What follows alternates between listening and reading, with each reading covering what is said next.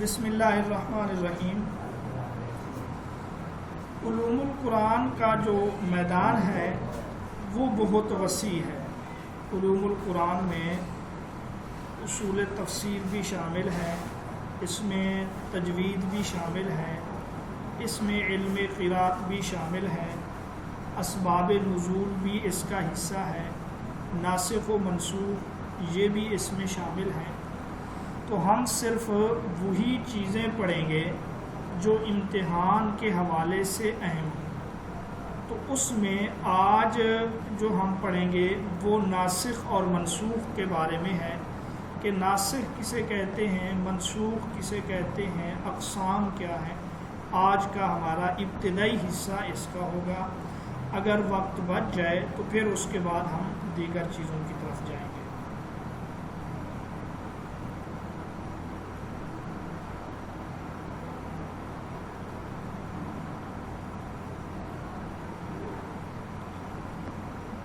اچھا، ناسخ و منسوخ کا جو مادہ ہے آپ سکرین دیکھ رہے ہیں نا سب؟ جی، اس کا مادہ ہے نون سین خا۔ ناسخن یہ نسخ سے فاعلن کے وزن پر ہے، جس کا مطلب ہے نسخ کرنے والا، جبکہ منسوخ یہ مفعولن کے وزن پر ہے، یعنی نسخ ہونے والا۔ یہ ناسخ منسوخ کا لغوی معنی ہے، لغوی تحقیق ہے۔ لغت میں نسخ کہتے ہیں ازالہ کرنا، ایک چیز کو زائل کر کے اس کی جگہ دوسری چیز کو لانا، ایک شے کو دوسری جگہ منتقل کرنا یعنی نقل کرنا، کاپی کرنا یا بدل دینا، یہ نسخ کے لغوی معنی ہیں۔ عربی میں ایک مثال ہے، ناسخت الریح الاسرا، ہوا نے نشان مٹا دیے۔ ناسخت الریح، اب یہاں پہ دیکھیں نسخ کا لفظ آیا ہے کہ ہوا نے جو ہے نشان مٹا دیے، یعنی ان کو زائل کر دیا۔ تو ہوا جب چلے قدموں کے نشان مٹ جاتے ہیں، مکانات کے نشان آہستہ آہستہ مٹ جاتے ہیں، تو ناسخت الریح الاسر کہا جاتا ہے۔ اسی طرح قرآن میں ہے فَيَنْسَخُ اللَّهُ مَا يُلْقِي الشَّيْطَانُ ثُمَّ يُحْكِمُ اللَّهُ آیَاتِهِ، اللہ تعالیٰ شیطان کے ڈالے ہوئے کو زائل کرتا ہے، پھر اپنی آیات کو پختہ کر دیتا ہے۔ اس آیت کا مفہوم میں بتلا دیتا ہوں، یہ بھی بہت اہم ہے۔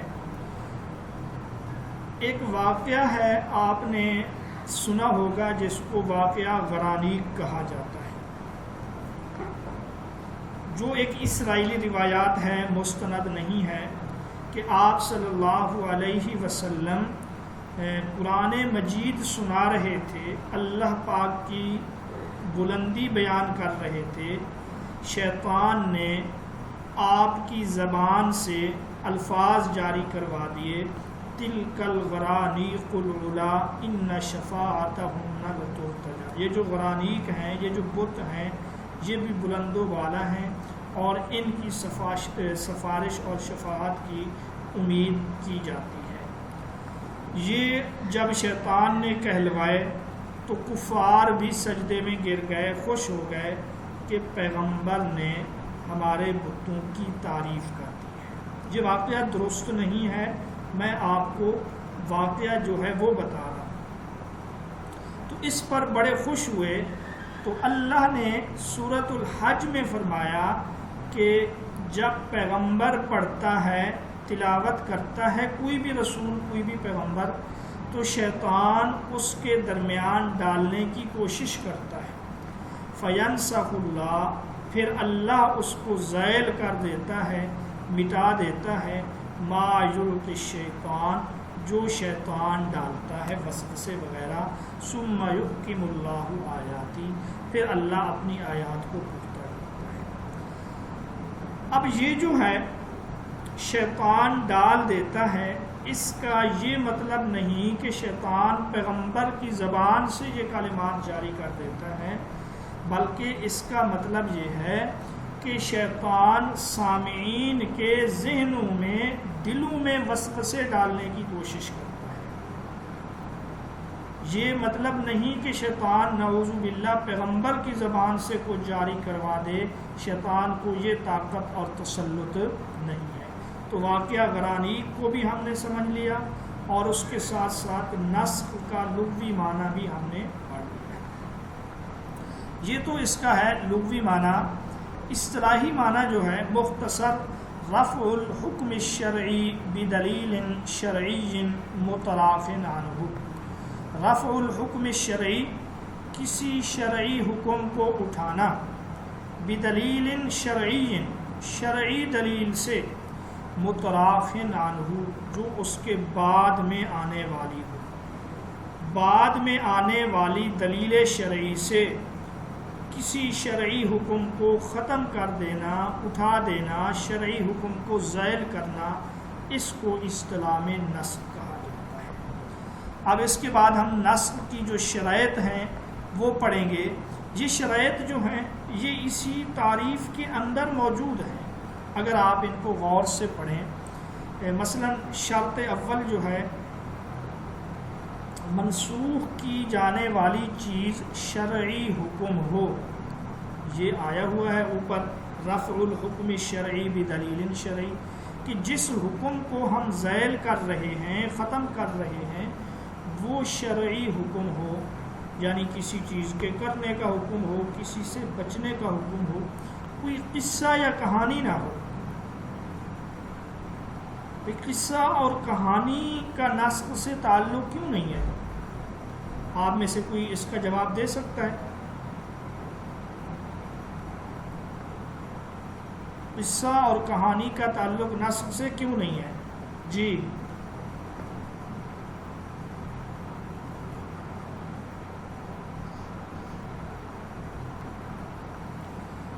قرآن میں مذکور کوئی قصہ ہو، مائک آف کر دیں، یا کہانی ہو، اس کو منسوخ کرنے کا مطلب یہ ہے کہ وہ پہلا جو قصہ تھا وہ غلط تھا، وہ کہانی غلط تھی۔ اب حکم میں تو مصلحت ہے کہ پہلے لوگوں کا مزاج اور تھا اور حکم دیا گیا، اب لوگوں کا مزاج بدل گیا، حکم اور دے دیا گیا۔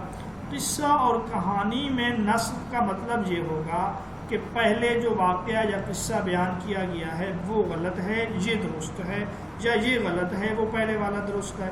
ٹھیک ہے، یہ بات سمجھ آ گئی آپ لوگوں کو؟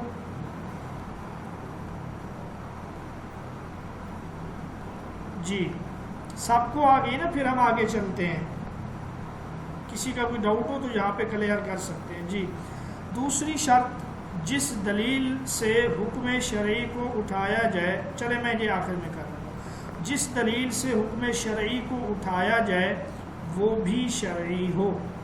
یہ بھی اوپر تعریف میں موجود ہے، بدلیل شرعی، جس دلیل سے حکم شرعی کو ختم کیا جا رہا ہے وہ بھی شرعی حکم ہو، کیونکہ شریعت کے ایک حکم سے تو ہم دوسرے حکم کو ختم کر سکتے ہیں، غیر شرعی حکم میں اتنی طاقت نہیں ہے کہ وہ ایک شریعت کے حکم کو کیا کر دے؟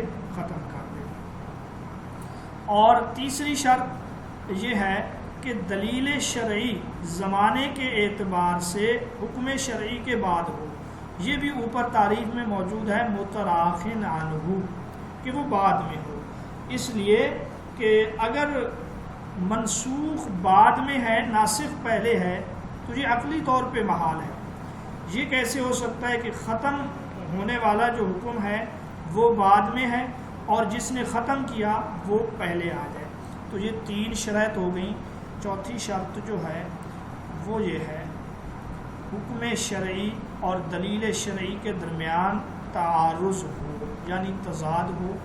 ظاہری طور پہ ہمیں تعارض اور تضاد نظر آئے، پھر ہم وہاں یہ نسخ لاگو کریں گے، جاری کریں گے، ایک کو ناسخ کہیں گے، ایک کو منسوخ کہیں گے۔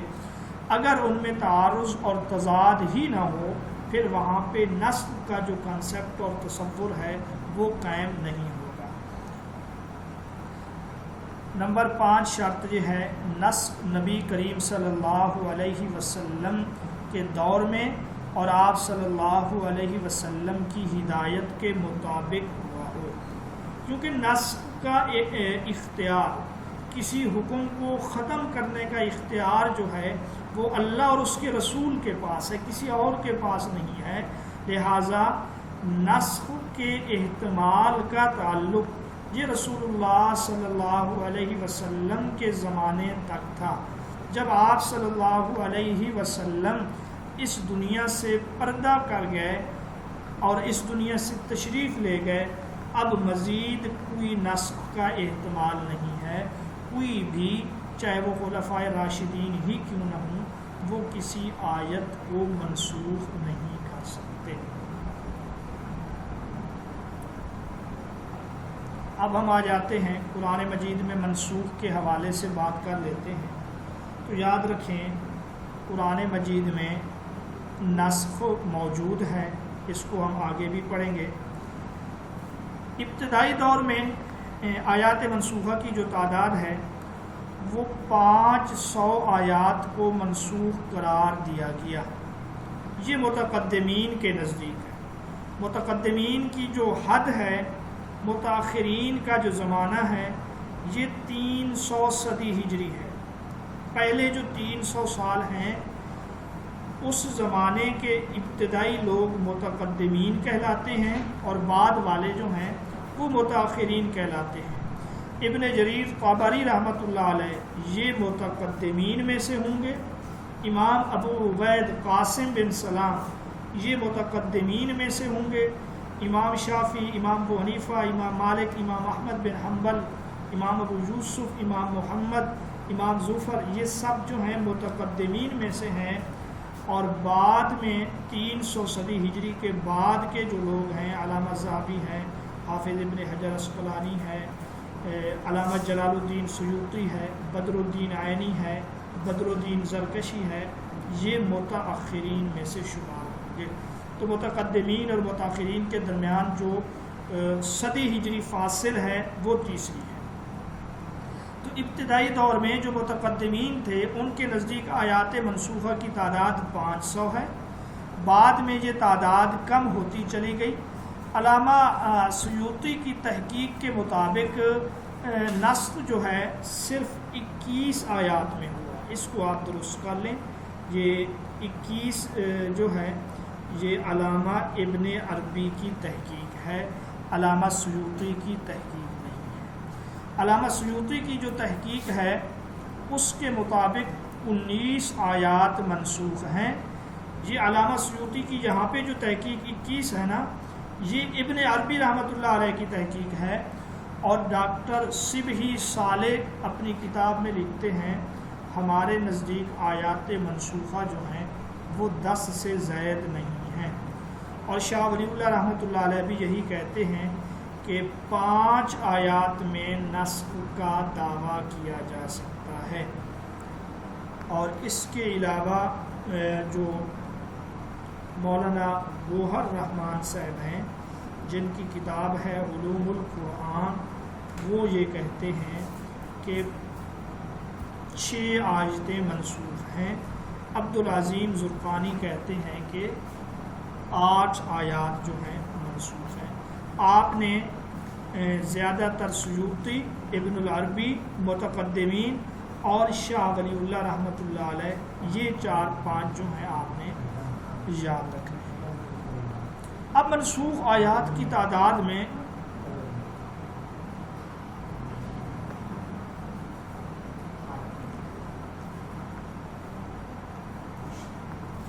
جی یہ متاخرین میں ہیں۔ جی جو علامہ سیوطی نے الاتقان میں 20 آیات، اور آپ کہتے ہیں کہ تقی عثمانی صاحب نے 19 کا لکھا ہے، اور علامہ صبحی صالح نے بھی 19 کا لکھا ہے۔ اچھا، آپ اگر اس کو ذرا توجہ سے پڑھیں، جو الاتقان میں ایک شعر میں وہ آیات جو ہیں انہوں نے اشعار میں، ابیات میں اس کو ذکر کیا ہے، وہاں انہوں نے لکھا ہے علی رأی ابن عباس، ابن عباس کی رائے کے مطابق یہ آیت جو ہے منسوخ ہے۔ پہلے وہ اپنی رائے دیتے ہیں کہ ابن عربی کے نزدیک 21 آیات منسوخ ہیں، جبکہ راجح یہ ہے کہ آیت استیزان اور تقسیم میراث والی جو آیت ہے یہ منسوخ نہیں ہے، یہ محکم ہے، تو یہ 19 ہو جاتے ہیں۔ پھر وہ اس کے بعد جس کا اردو ترجمہ یہ بنتا ہے کہ علی رأی ابن عباس، کہ یہ آیت ابن عباس کی رائے پر محکم ہو سکتی ہے۔ ایک ہے ہونا اور ایک ہے ہو سکنا، اور وہ بھی ابن عباس کی طرف انہوں نے اس کو منسوخ کیا ہے، ذاتی رائے نہیں ہے ان کی، جہاں تک میں سمجھا۔ اور دوسری بات کہ کچھ پروفیسر حضرات سے جو میں نے بات کی ہے تو ان کو میں نے یہ سب حوالے دیے، ان کا جواب یہ تھا کہ پروفیسر ایسا کہتے ہیں کہ 20 آیات ہیں، لہٰذا ہم بھی اپنے بچوں کو 20 ہی بتلاتے ہیں، تو یہ کوئی مستند جواب نہیں ہے۔ اب یہ جو منسوخ آیات کی جی کیا سوال ہے؟ نسخ کی اقسام، تو نسخ کی یہ مطلق نسخ کی قسمیں ہیں، یہ کل 4 ہیں۔ نسخ قرآن از قرآن، یعنی نسخ القرآنی بالقرآن، قرآن کا ایک حکم منسوخ ہو اور ناسخ بھی قرآن کی دوسری آیت ہے۔ اس کی مثال علماء ایسے نسخ کے جائز ہونے اور واقع ہونے کے قائل ہیں، وہ کہتے ہیں ایسا ہو سکتا ہے کہ ناسخ بھی قرآنی آیت ہو، منسوخ بھی قرآنی آیت ہو۔ مثلا آیت کون سی ہے؟ والذین یتوفون منکم ویذرون ازواجا وصیۃ لازواجہم متاعا الی الحول غیر اخراج۔ اس آیت سے ہمیں یہ پتہ چلتا ہے کہ متوفی عنہا زوجہا، یعنی بیوہ عورت کی جو عدت ہے وہ متاعا الی الحول 1 سال تک ہے۔ بعد میں اس کو منسوخ کر دیا گیا، یا تربصن بانفسہن 4 اشہر و عشرا، کہ بیوہ کی جو عدت ہے وہ 4 ماہ 10 دن ہے۔ تو یہ ناسخ آیت ہے 234 اور منسوخ آیت جو ہے وہ ہے 240۔ اب آپ یہ نہ کہیں کہ جہاں منسوخ بعد میں کس طرح ہے، تو یہاں منسوخ ترتیب توقیفی میں بعد میں ضرور ہے، ترتیب نزولی میں یہ حکم پہلے ہے۔ آگے آپ کے سامنے لکھا ہوگا قرآن میں اس قسم کے نسخ 3 طرح کے ہوتے ہیں۔ یہ بڑا اہم سوال ہے، اس کو کہتے ہیں نسخ القرآن کی قسمیں۔ ایک ہے نسخ کی قسمیں، ایک ہے نسخ القرآن کی قسمیں۔ تو نسخ القرآن کی قسمیں 3 ہیں، نسخ کی جو قسمیں ہیں وہ 4 ہیں۔ اب یہ جو نسخ قرآن از قرآن ہے، اس کی 3 قسمیں کون سی ہیں؟ نمبر 1، تلاوت اور حکم دونوں منسوخ ہوں، تلاوت بھی اب باقی نہیں ہے اور اس کا حکم بھی باقی نہیں ہے، وہ نسخ جس میں تلاوت اور حکم دونوں منسوخ ہو گئے۔ ام المؤمنین سیدہ عائشہ فرماتی ہیں کان فیما انزل من القرآن 10 رضعات معلومات یحرمنا، کہ قرآن میں یہ حکم اترا تھا کہ 10 بار دودھ چوسنے سے حرمت ثابت ہو جاتی ہے، یعنی جب کوئی چھوٹا بچہ 10 بار کسی عورت کی چھاتی سے دودھ لے تو تب وہ رضائی ماں اور رضائی بیٹا بنے گے، حرمت ثابت ہو جائے گی، اس سے پہلے نہیں۔ ثم نسخنا، پھر اس کو منسوخ کر دیا گیا، بخمس معلومات، 5 مرتبہ چوسنے سے۔ فتوفی رسول اللہ وہن فیما یقرأ من القرآن، پھر جب آپ صلی اللہ علیہ وسلم کی وفات کے وقت یہ قرآن میں پڑھا جاتا تھا، پھر اس کی تلاوت بھی منسوخ کر دی گئی ہے۔ یہ مکمل ایک حدیث ہے۔ تو اب یہ صحیح مسلم کی روایت ہے، یہاں یہ حکم بھی باقی نہیں ہے۔ علماء یہ لکھتے ہیں کہ محض ایک عورت جس میں دودھ ہو، چھوٹا بچہ چھاتی کو منہ لگا لے تو یہ سبب جو ہے یہ حرمت کے قائم مقام ہے۔ اب آپ یہ کہیں گے کہ پھر اس کے نازل کرنے کا فائدہ کیا تھا، اس کو منسوخ جب کر دیا گیا؟ اس میں امت کے لیے آسانی ہے، امت کے لیے مہربانی اور شفقت ہے کہ زیادہ یاد کرنے کی ضرورت بھی نہیں ہے، اور ایک حکم تھا اس کو بھی منسوخ کر دیا گیا۔ تو اس حدیث سے یہ بات واضح ہو جاتی ہے کہ 10 رضاعت کا حکم بھی منسوخ ہو گیا اور تلاوت بھی ختم کر دی گئی۔ اچھا، اب میں نے جو یہ بتلایا کہ چھاتی کو منہ لگانے سے حرمت ثابت ہو جاتی ہے، یہ احناف کا کہنا ہے۔ اب بھی امام شافعی اور ہمارے پاکستان کے جو اہل حدیث دوست ہیں ان کا نظریہ اب بھی 5 کا ہے کہ 5 مرتبہ سے کم پینے سے حرمت ثابت نہیں۔ نسخ القرآن کی دوسری قسم کو آپ دیکھیں، یہ دوسری قسم ہے حکم منسوخ تلاوت موجود، یعنی حکم تو منسوخ ہے، تلاوت ختم ہے۔ اس سے مراد وہ نسخ ہے جس میں حکم اٹھ گیا لیکن تلاوت ثواب کے لیے اور مشقت کے اٹھ جانے کے بعد اخف نعمت کی یاد دہانی کے لیے ابھی بھی باقی ہے۔ اس کا مطلب یہ ہے کہ ایک ایسی آیت جس کا حکم نہیں باقی لیکن تلاوت پر آپ کو ثواب ملے گا اور آپ کو اس نعمت کی یاد دہانی بھی ہوگی۔ مثلا قرآن میں ہے وَعَلَى الَّذِينَ يُطِيقُونَهُ فِدْيَةٌ طَعَامُ مِسْكِينٍ، جو لوگ اس روزے کی طاقت رکھتے ہوں وہ ایک مسکین کو فدیہ کے طور پہ کھانا کھلا دیں، یعنی روزے کی طاقت رکھنے کے باوجود وہ روزہ نہ رکھیں۔ تو یہ حکم ابتدائی تھا، سہولت کی خاطر دیا گیا تھا کہ جو روزہ رکھنے کے عادی نہیں انہیں آسانی ہو۔ یہ حکم 1 سال تک نافذ رہا، پھر اس آیت کو اگلی آیت سے منسوخ کر دیا گیا، فمن شہد منکم الشہر فلیصم، تم میں سے جو بھی اس مہینے رمضان میں موجود ہو وہ اس کے روزے ضرور رکھے اگر اس کو روزوں کی طاقت ہے۔ تو ابتدائی حکم منسوخ ہونے کے باوجود اس کی تلاوت ابھی بھی موجود ہے۔ وَعَلَى الَّذِينَ يُطِيقُونَهُ میں اور بھی اقوال ہیں، شاہ ولی اللہ اس کو منسوخ نہیں مانتے، لیکن آج ہم اس کو نہیں پڑھیں گے، یہ ایک الگ بحث ہے۔ تیسری قسم جو ہے نسخ القرآن کی وہ ہے تلاوت منسوخ ہو حکم باقی، وہ نسخ جس میں حکم تو ابھی موجود ہو لیکن تلاوت منسوخ ہو گئی ہو۔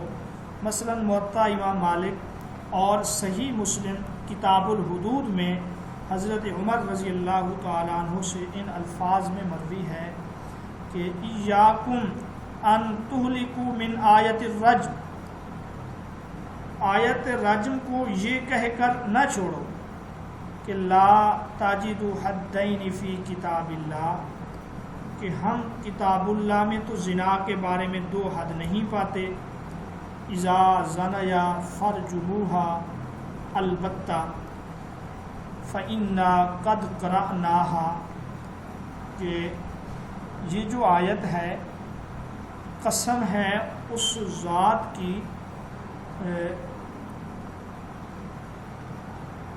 جس کے قبضے میں میری جان ہے، اگر لوگ یہ نہ کہتے کہ عمر نے کتاب اللہ میں اضافہ کر دیا تو میں اس کو ضرور قرآن میں لکھ دیتا، کیونکہ یہ آیت ہے بوڑھا مرد اور بوڑھی عورت، بوڑھے سے مراد شادی شدہ، اگر زنا کریں تو ان کو ضرور سنسار کرو، کیونکہ ہم نے اس حکم کو قرآن میں پڑھا ہے۔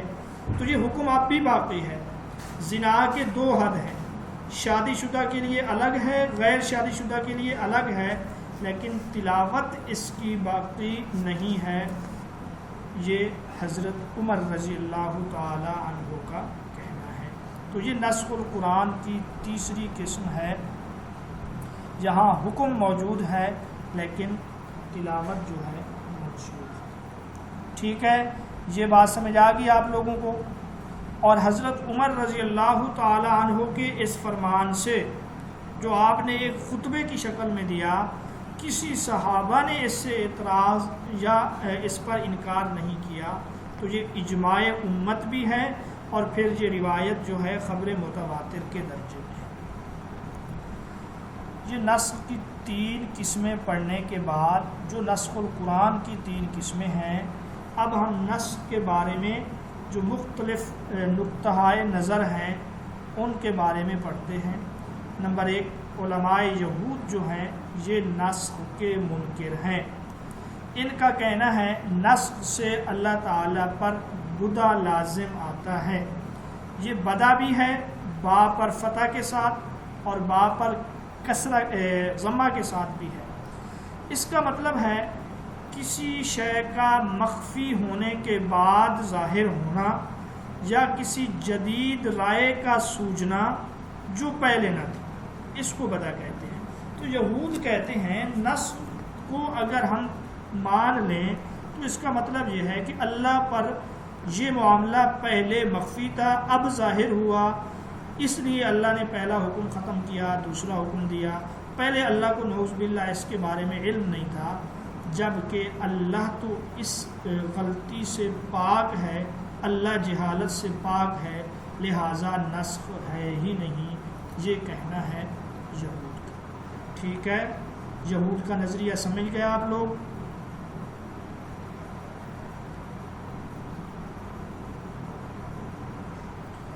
یہود کیا کہتے ہیں؟ نسخ کا مطلب ہے بدا، اور بدا کا معنی ہے جہالت، جبکہ اللہ جہالت سے پاک ہے، لہذا نسخ نہیں ہے۔ ٹھیک، آگے چلیں۔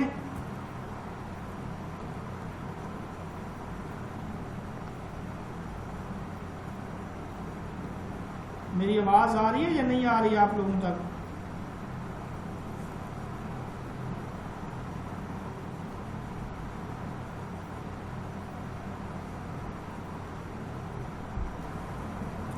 اچھا، اس کے بعد جو دوسرا نظریہ ہے وہ ہے روافض کا، شیعہ۔ روافض جو ہیں وہ نسخ کے اس بات پر سخت نقطۂ نظر رکھتے ہیں۔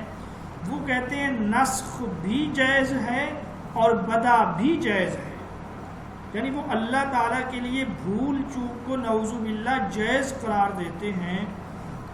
اور انہی میں سے ایک دلیل یہ بھی ہے کہ وحی بھیجنی تو حضرت علی کی طرف تھی، لیکن وہ وحی چلی گئی ہے حضرت محمد صلی اللہ علیہ وسلم کی طرف۔ تو یہود کا روافض کا جو نظریہ ہے وہ اتنا سخت ہے، اور وہ اپنے مذہب کی تائید کے لیے بہت سی احادیث گھڑ کر حضرت علی کی طرف منسوب بھی کر دیتے ہیں۔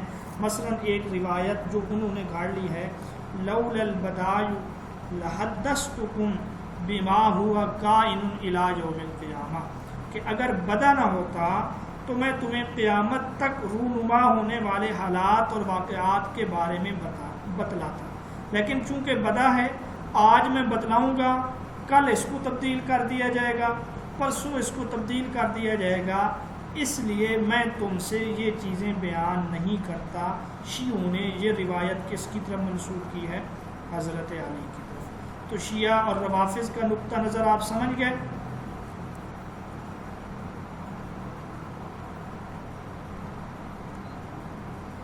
وہ کہتے ہیں کہ بدا جو ہے جائز ہے، جس نسخ بھی جائز ہے، بدا بھی جائز ہے، یعنی پہلے کسی چیز کا علم نہ ہو بعد میں اس کا علم ہو جائے، یہ اللہ کی طرف اس کی نسبت کرتے ہیں، ایک رائے کو بدل لینا۔ اسی لیے وہ حضرت علی کی طرف ایک روایت منسوب کرتے ہیں کہ علی نے کہا اگر بدا نہ ہوتا تو میں قیامت تک رونما ہونے والے واقعات تم سے بیان کروں۔ چونکہ بدا ہے آج میں ایک واقعہ بیان کروں گا، کل اس کو بدل دیا جائے گا اور پرسوں اس کو پھر بدل دیا جائے گا، ممکن ہے، اس وجہ سے میں یہ چیزیں تم سے بیان نہیں کرتا۔ ٹھیک ہے، تیسرا جو نظریہ ہے وہ ابو مسلم الاصفہانی کا ہے، یہ معتزلہ میں سے تھے۔ یہ نسخ کے عقلاً قائل تو ہیں، یہ کہتے ہیں نسخ جائز تو ہے، امکان تو ہے، لیکن شرعاً وجود پذیر نہیں ہے۔ یعنی شرعاً اس کا واقع ہونا ممنوع ہے۔ دلیل ان کی یہ ہے لا یأتیہ الباطل من بین یدیہ ولا من خلفہ، کہ قرآن کے آگے پیچھے کسی طرف سے باطل نہیں آ سکتا، لہٰذا قرآن کا کوئی حکم کبھی غلط نہیں ہو سکتا۔ اس کا جواب اہل سنت یہ دیتے ہیں آپ کو یہ کس نے کہا کہ جو حکم منسوخ تھا وہ غلط ہے؟ منسوخ حکم کو غلط کسی نے بھی قرار نہیں دیا۔ منسوخ حکم نقص کی، تعریف کی، غلطی کی دلیل نہیں ہے، بلکہ منسوخ حکم بھی وحی الہی ہے، ناسخ حکم بھی وحی الہی ہے۔ منسوخ میں بھی حکمت ہے اور ناسخ میں بھی حکمت ہے۔ ٹھیک ہے، بات سمجھ آ گئی آپ لوگوں کو؟ باقی اہل سنت کا نظریہ یہاں آپ کے سامنے نہیں ہوگا۔ اہل سنت جو ہیں وہ عقلی طور پہ اس کے قائل بھی ہیں اور شرعی طور پر بھی اس کو مانتے ہیں، جیسا کہ آپ پیچھے ایک مثال پڑھ آئے ہیں۔ آگے ہے نسخ کی قسمیں۔ اس کی 4 قسمیں ہیں۔ قرآن کا قرآن سے نسخ قسم اول ہے، قرآن کا سنت سے نسخ دوسری قسم ہے، سنت کا قرآن سے نسخ یہ تیسری قسم ہے، اور چوتھی قسم ہے سنت کا سنت سے نسخ۔ قرآن کا قرآن سے نسخ اوپر آپ مثال پڑھ آئے ہیں، جس میں ایک آیت میں 1 سال عدت کا حکم ہے، اسے 4 ماہ 10 دن والی عدت بیان کرنے والی آیت نے منسوخ کر دیا ہے۔ قرآن کا سنت سے نسخ یعنی سنت ناسخ ہے، قرآن منسوخ ہے۔ اس کی 2 قسمیں ہیں، ایک ہے خبر واحد سے نسخ، خبر واحد کے ذریعے قرآن منسوخ ہو جائے، اور دوسری جو ہے وہ یہ ہے کہ احادیث متواترہ سے قرآن کیا ہو جائے، منسوخ ہو جائے۔ تو جمہور علماء جو ہیں اول قسم کے عدم جواز کے قائل ہیں، وہ کہتے ہیں قرآن متواتر ہے جو یقین کا فائدہ دیتا ہے، جبکہ احادیث احاد جو ہیں یہ ظن اور شک کا فائدہ دیتی ہیں۔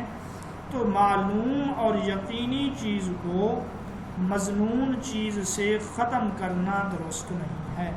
بالفاظ دیگر خبر واحد سے قرآن کو منسوخ کرنا جائز نہیں ہے۔ دوسری قسم جو ہے وہ ہے قرآن کا احادیث متواترہ سے نسخ۔ تو آپ دیکھیں یہاں امام مالک، امام ابو حنیفہ اور امام احمد بن حنبل ایک روایت کے مطابق اس کے جواز کے قائل ہیں۔ وہ کہتے ہیں خبر متواتر سے قرآن کو منسوخ کیا جا سکتا ہے، خبر متواتر سے قرآن کو منسوخ کیا جا سکتا ہے، اس لیے کہ وہ بھی حدیث جو ہے جو خبر متواتر ہے وہ بھی وحی الہی ہے۔ وما ينطق عن الهوى ان هو الا وحی یوحی۔ اسی طرح آپ صلی اللہ علیہ وسلم جو ہیں لتبین للناس، وہ لوگوں کے لیے بیان کرنے والے ہیں۔ اب آپ مجھے یہ بتائیں یہاں کس امام کا نام نہیں ہے؟ امام شافعی کا۔ تو یہ سوال آپ یاد رکھیے کہ کس امام کے نزدیک کسی طرح کی حدیث سے قرآن کو منسوخ نہیں کیا جا سکتا، وہ امام شافعی ہیں۔ تو امام شافعی فرماتے ہیں، اسی طرح اہل ظواہر اور ایک روایت امام احمد بن حنبل کی بھی ہے، وہ اس کے قائل نہیں ہیں۔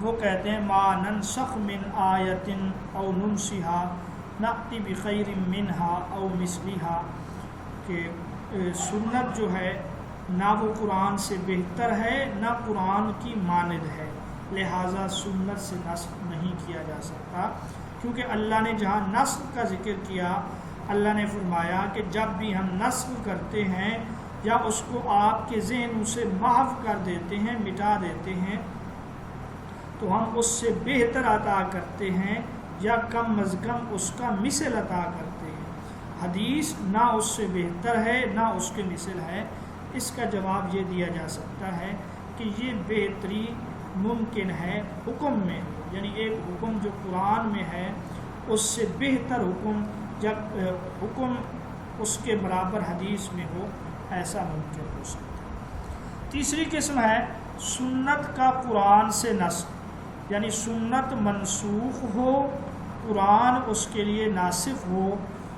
جمہور اس کے جواز کے قائل ہیں۔ اس کی مثال جیسے شروع میں بیت المقدس کی طرف منہ کر کے نماز پڑھنا، یہ قرآن میں نہیں ہے کسی جگہ پہ کہ بیت المقدس کی طرف رخ کر کے نماز پڑھو، اس کی دلیل قرآن میں نہیں ہے، اس کی دلیل سنت میں ہے، لیکن اس سنت کو قرآن نے منسوخ کر دیا، فولی وجہک شطر المسجد الحرام۔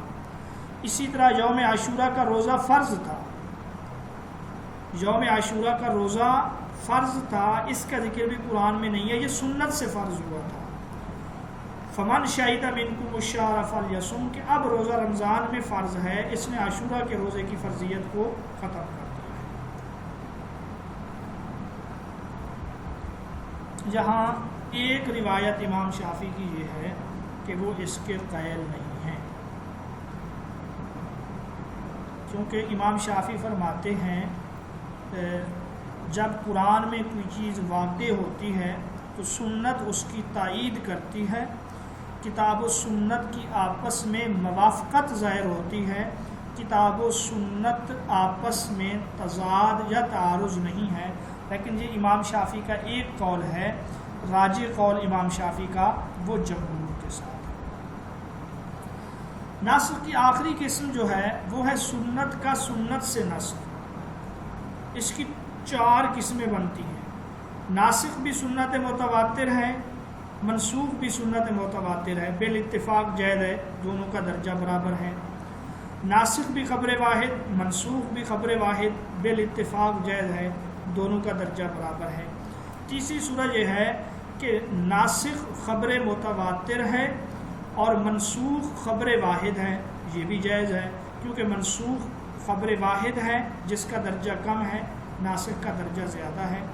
اور چوتھی قسم جو ہے سنت متواترہ کا احاد سے نسخ، تو اس میں جمہور یہ کہتے ہیں جس طرح قرآن کو خبر واحد سے منسوخ کرنا درست نہیں ہے، اسی طرح جو ہے خبر متواتر کو خبر احاد سے منسوخ کرنا درست نہیں ہے۔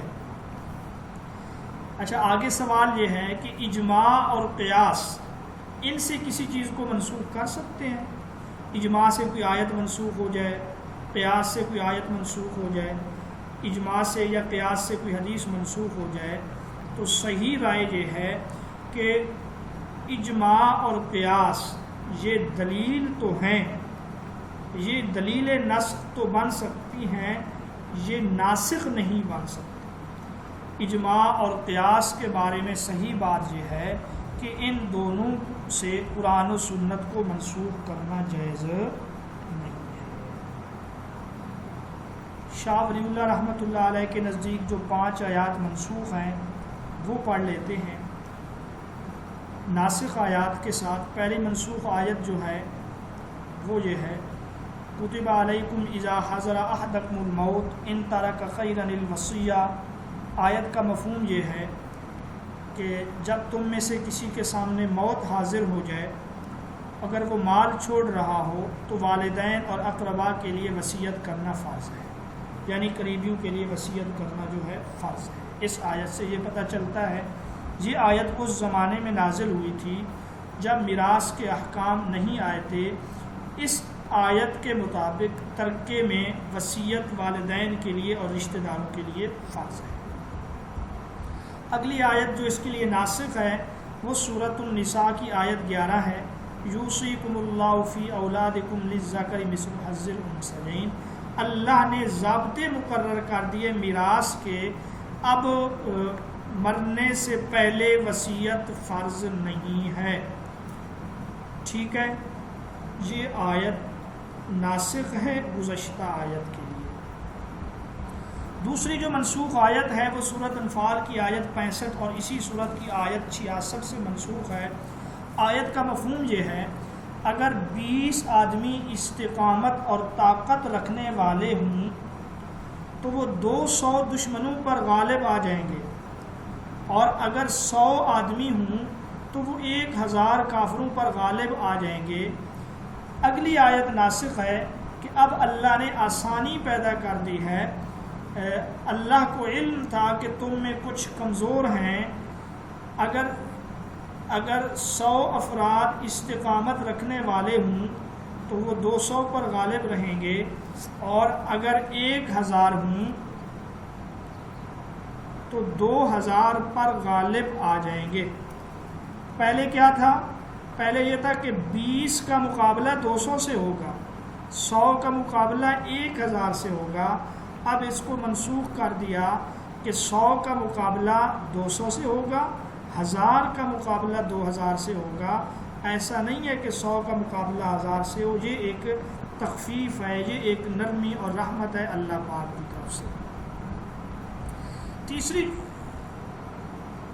یہ آیت دوسری جو ہے یہ تو بہت آسان ہے۔ اس میں پہلے یہ بتایا گیا کہ 20 مسلمان صبر کرنے والے جو ہیں وہ 200 کافروں پر غالب آئیں گے، اور 200 جو ہیں 100 جو ہیں وہ 1000 پر غالب آ جائیں گے، یعنی ایک مسلمان کا مقابلہ 10 سے ہو سکتا ہے۔ پھر اللہ نے منسوخ کر کے نرمی کر دی ہے کہ اب ایسے ہے 100 آدمی مسلمان صبر کرنے والے 200 پر غالب آئیں گے، اور 1000 2000 پر غالب آئیں گے، یعنی اب مقابلہ جو ہوگا وہ ایک مسلمان 2 کافروں کا مقابلہ کر سکتا ہے۔ سمجھ آ گئی؟ جی، تیسری آیت جو منسوخ ہے وہ سورۃ احزاب کی آیت ہے، ناسخ بھی سورۃ احزاب میں ہے۔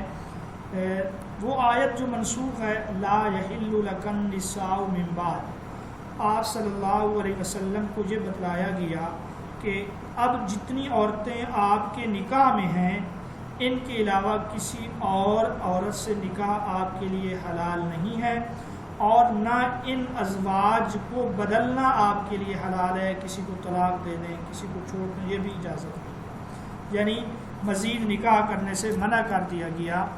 لیکن اسی صورت کی ایک آیت ہے، اس میں یہ ہے کہ اے نبی، ہم نے آپ کے لیے وہ ازواج حلال کر دی ہیں جنہیں آپ نے ان کا مہر دیا ہو، یا وہ خود اپنے آپ کو ہبہ کر دیں، اپنے نفس کو آپ کو عطا کر دیں، تو اب یہ آیت ناسخ ہے۔ چوتھی آیت جو منسوخ ہے وہ سورۃ المجادلہ کی آیت ہے۔ پہلی آیت میں یہ حکم دیا گیا کہ اگر نبی پاک صلی اللہ علیہ وسلم سے سرگوشی کرنا چاہو تو اس سے پہلے صدقہ دیا جائے۔ منافق آپ صلی اللہ علیہ وسلم کو تنگ کرتے تھے، تنہائی میں لے جا کر آپ صلی اللہ علیہ وسلم کو تکلیف دینے کی نیت سے بات کو طول دیتے تھے، تو اللہ نے یہ حکم نازل کیا، آج کے بعد جس نے تنہائی میں رسول اللہ سے بات کرنی ہو تو پہلے صدقہ دے۔ اب غریب اور مخلص صحابہ وہ تو یہ کام نہیں کر سکتے تھے، تو اسی صورت کی دوسری آیت میں اس آیت کو منسوخ کر دیا گیا، اس حکم کو، وَتَابَ اللَّهُ عَلَيْكُمْ، کہ اللہ نے تمہاری توبہ قبول کر لی۔ یاد رکھیں قرآن کی اس منسوخ آیت پر صرف حضرت علی نے حکم کیا، عمل کیا حضرت علی نے، انہوں نے صدقہ دے کر سرگوشی کی، ابھی کسی اور صحابی کو عمل کرنے کا موقع نہیں ملا تھا کہ یہ آیت یعنی اس کا حکم منسوخ کر دیا۔ پانچویں جو منسوخ آیت ہے وہ سورۃ المزمل کی آیت ہے، ناسخ بھی اسی صورت میں ہے۔ وہ آیت یہ ہے کہ یا ایھا المزمل قم اللیل الا قلیلا۔ اس آیت سے یہ پتہ چلتا ہے کہ رات کے کم سے کم آدھے حصے میں تہجد پڑھنے کا حکم دیا گیا۔ نصفہ او انقص منہ قلیلا، یعنی آپ تہجد میں کھڑے رہیے آدھی رات یا اس سے کچھ کم کر دیجئے، یعنی آدھی رات اور نصف رات تک تہجد آپ کے لیے فرض۔ پھر اللہ نے فرمایا عالم لم تحصوہ فتاب علیکم فاقرؤوا ما تیسر من القرآن، کہ اللہ نے جان لیا تم میں کچھ کمزور ہیں، اسی لیے اللہ نے رجوع کیا، لہٰذا اب آدھی رات تک تہجد پڑھنا یہ فرض نہیں ہے۔ تو گویا کہ سورۃ المزمل کی جو ابتدائی آیت ہے وہ سورۃ المزمل کی آخری آیت سے منسوخ ہے۔ یہ وہ 10 آیات ہیں جن میں سے 5 ناسخ ہیں اور 5 جو ہیں منسوخ ہیں۔ یہاں تک بات سمجھ آ گئی آپ لوگوں کو؟ علوم القرآن میں ایک بحث ابتدائے وحی کے بارے میں بھی ہے، تو میں نے وہ پوائنٹ لکھ لیے ہیں۔ تو ابتدائے وحی یہ آدھی رات کا وقت 2 یا 2:30 بجے کا وقت تھا۔ آنے والا دن جو تھا وہ سوموار کا۔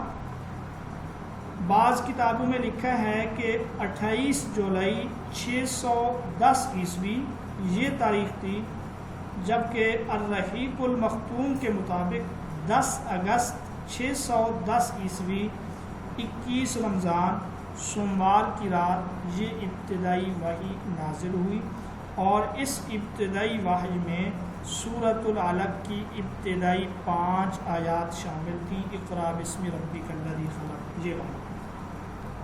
یہاں اشکال یہ ہوتا ہے کہ حضرت جابر بن عبداللہ فرماتے ہیں، ان سے کسی نے سوال کیا تو وہ کہتے ہیں ابتدائی وحی جو ہے وہ سورۃ المدثر ہے، اس کی ابتدائی آیات ہیں۔ تو اس کا جواب یہ ہے کہ اس سے مراد فترت وحی کے بعد جو وحی نازل ہوئی وہ سورۃ المدثر ہے۔ اس کی دلیل یہ ہے، بخاری میں حضرت جابر کی حدیث ہے، اس میں اس طرح الفاظ ہیں کہ اچانک میں نے وہی فرشتہ دیکھا جو میرے پاس غار حرا میں آیا تھا۔ میں نے وہی فرشتہ دیکھا جو میرے پاس غار حرا میں آیا تھا۔ یہ اس بات کی دلیل ہے کہ غار حرا میں پہلے فرشتہ وحی دے چکا تھا، اب یہ دوسری وحی ہے۔ اچھا، ایک اور اعتراض یہ ہوتا ہے کہ جو پہلی وحی ہے وہ سورۃ الفاتحہ ہے، تو علماء نے اس کا جواب دیا، جیسا کہ علامہ زمخشری کا قول بھی ہے۔ اس کا جواب یہ ہے جو صورت مکمل طور پہ نازل ہوئی وہ سورۃ الفاتحہ ہے۔ تو یہ ابتدائے وحی کے بارے میں آپ کا کنسیپٹ ہو گیا کلیئر۔ اب یہ ہے سب سے آخر میں آیت کون سی نازل ہوئی؟ تو بعض جگہوں پر ہے تکمیل دین والی آیت جو آپ صلی اللہ علیہ وسلم کے وصال سے 86 روز قبل نازل ہوئی میدان عرفات میں، یہ ایک قول ہے۔ دوسرا قول یہ ہے کہ آخری وحی جو ہے آیت ربا ہے، یا ایھا الذین آمنوا اتقوا اللہ وذروا ما بقی من الربا۔ تیسرا قول یہ ہے کہ آخری وحی جو ہے یہ 3 ربیع الاول کو نازل ہوئی، واتقوا یوما ترجعون فیہ الی اللہ، اور اس کو لکھنے کا اعزاز حضرت ابی بن کعب کو ملا۔ چوتھا قول یہ ہے کہ آیت دین جو ہے، یا ایھا الذین آمنوا اذا تداینتم بدین، یہ سورۃ البقرہ کی آیت نمبر 282 ہے، یہ آخری وحی ہے۔ اب اس کا کیا جواب؟ اب ان میں کوئی تعارض نہیں ہے۔ یہ جو سورۃ المائدہ والی آیت ہے اس کا مطلب ہے حلال و حرام کے بارے میں جو آخری آیت نازل ہوئی وہ تکمیل دین والی ہے۔ باقی یہ جو آیتیں ہیں، آیت ربا ہو جائے یا آیت دین ہو جائے، یہ آگے پیچھے ہیں، یہ ایک ہی واقعہ ہے، لہٰذا ان میں کوئی تعارض نہیں ہے۔ یہ کنسیپٹ کلیئر ہو گیا آپ لوگوں کا؟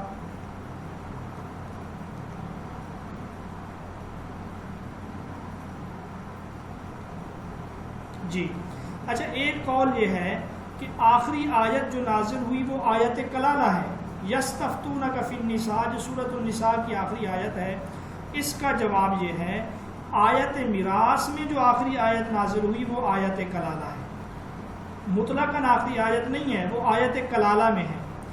اچھا، ایک سوال یہ ہے کہ لقد جاءکم رسول من انفسکم عزیز علیہ ما عنتم حریص، یہ آخری آیت ہے؟ اس کا جواب یہ ہے سورۃ برات کی جو آخری آیت نازل ہوئی وہ یہی ہے، یہ مطلب نہیں کہ سب سے آخر میں یہ آیت نازل ہوئی، یہ بھی کلیئر۔ اب اس کے بعد آخری سورت کون سی نازل ہوئی؟ 3 قول ہے۔ آخری سورت سورت مائدہ ہے، آخری سورت سورت البرات ہے، آخری سورت سورت النصر ہے۔ تو سورت المائدہ آخری سورت ہے جس میں حلال و حرام کے احکام بیان ہوئے، یہ مطلب ہے۔ سورت برات وہ آخری سورت ہے جس میں جہاد اور قتال کے بارے میں احکام نازل ہوئے۔ سورت النصر اوورآل آخری آیت ہے، آخری سورت ہے، جو سب سے آخر میں سورت نازل ہوئی وہ سورت النصر ہے، اس کے بعد کوئی اور سورت نازل نہیں ہوئی۔ تو یہ بات بھی کلیئر ہے۔